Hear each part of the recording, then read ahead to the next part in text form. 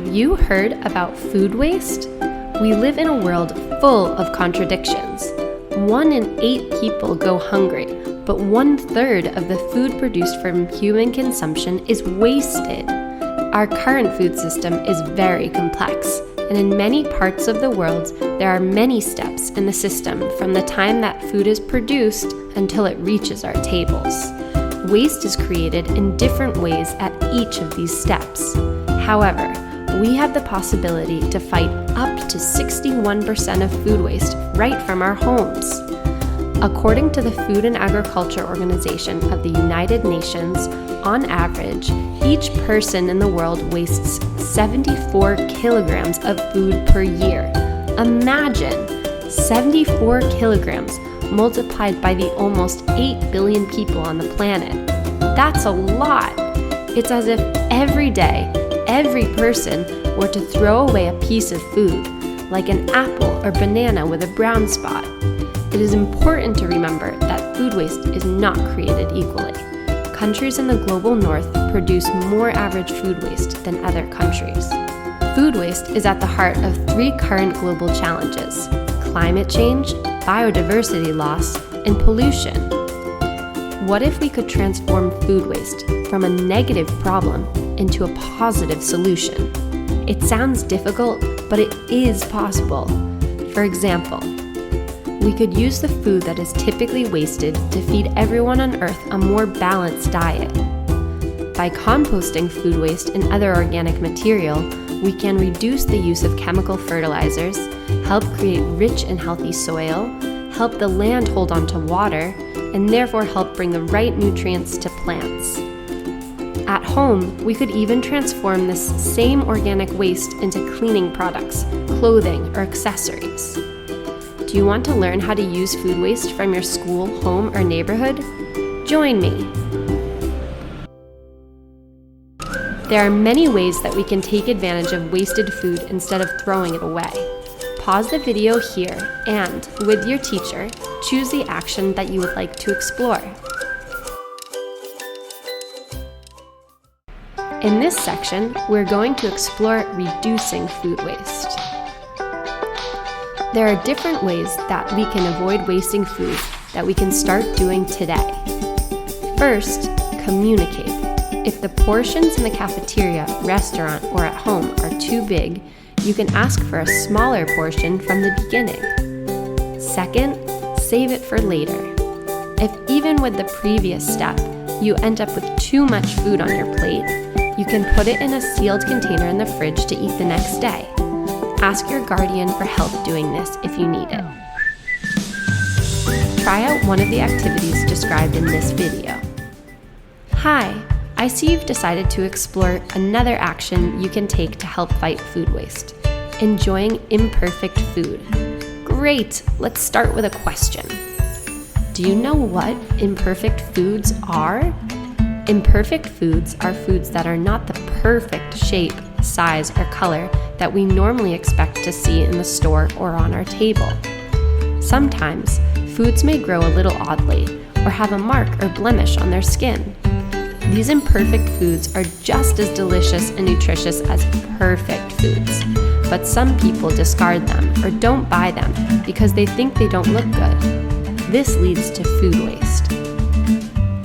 Buying imperfect foods can save us money and help us reduce food waste. Here are some tips on how and where to buy imperfect foods. Number 1, research. Find out with your teacher which local stores carry imperfect products. Some grocery stores or farmers markets may have sections dedicated to selling food with small defects. Consumer co-ops are another type of business that have subscription programs in the form of baskets, where you can receive a selection of imperfect products at a reduced price. Number 2, organize a visit. Once you have researched which farms, orchards, or agroecological markets are closest to you, ask your teacher to arrange a visit. Some farms or gardens allow the community to visit and pick imperfect produce directly from the source. In the following link, you can find activities that will help you to continue discovering the advantages of imperfect food. Hello! In this section, we will talk about composting. But do you know what food composting is?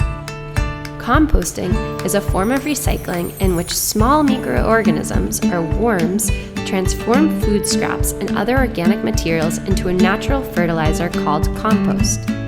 So, what can you compost? You can compost organic materials, which are those that come from plants or animals and can decompose, such as fruit and vegetable peels, food scraps, dry leaves, paper, and non-plasticized cardboard, among others. This is all very interesting, but can we compost at home or at school? Yes. At first, with your professors or guardians, you will need to find the space, time, and resources to create and maintain the compost. The next part, making the compost, is easy. Start by placing a layer of food scraps, then add a layer of leaves, small branches, or paper and cardboard. Repeat this process, alternating between wet and dry materials. This helps maintain balance in the compost, as it is important to keep the compost moist. See? Not so difficult.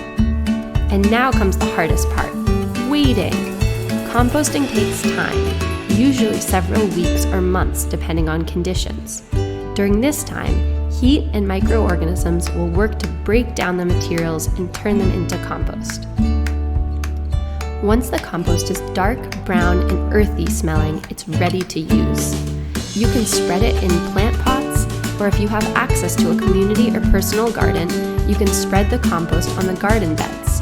The compost provides nutrients to your plants, so you can watch them grow stronger and healthier. Remember that composting is a great way to help the environment by reducing the amount of waste we produce and creating natural fertilizer for our plants. Have fun and enjoy the compost. In the following link, you can find activities about composting at home or at school. Hi! In this section, we will talk about using food waste to create biomaterials. But what are biomaterials? They are materials that are made from natural resources and can be used as alternatives to plastic or paper.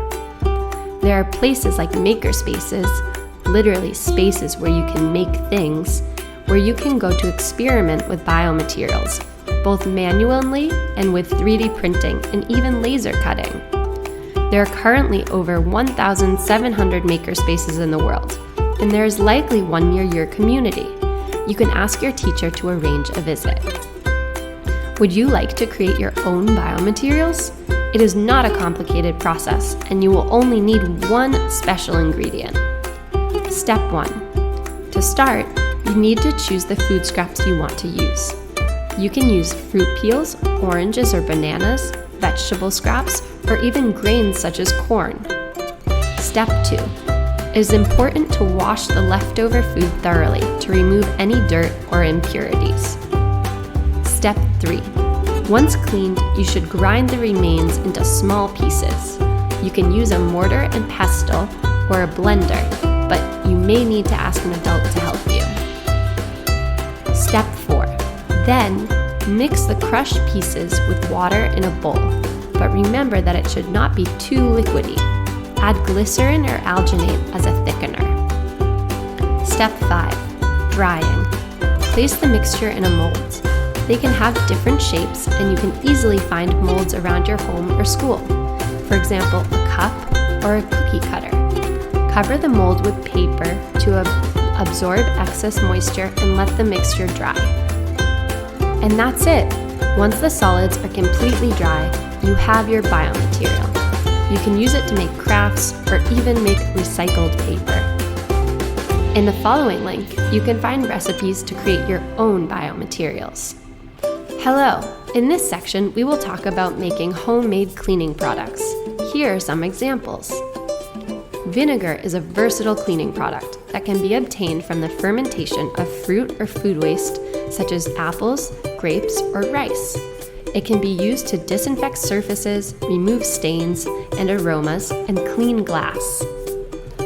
Coffee grounds can be used as a natural exfoliant for cleaning dirty or greasy surfaces. They can also help neutralize unpleasant odors in the environment. Used cooking oil, although not directly a cleaning product, can be recycled and turned into homemade soap. Soap can be used to wash dishes, clothes, and clean surfaces. Now you've seen that there are alternatives to avoid food waste. Did you like them? Do more ideas occur to you to reduce food waste? We encourage you to try them out. Remember that every small action counts. We can all contribute to reducing food waste and helping to care for our planet.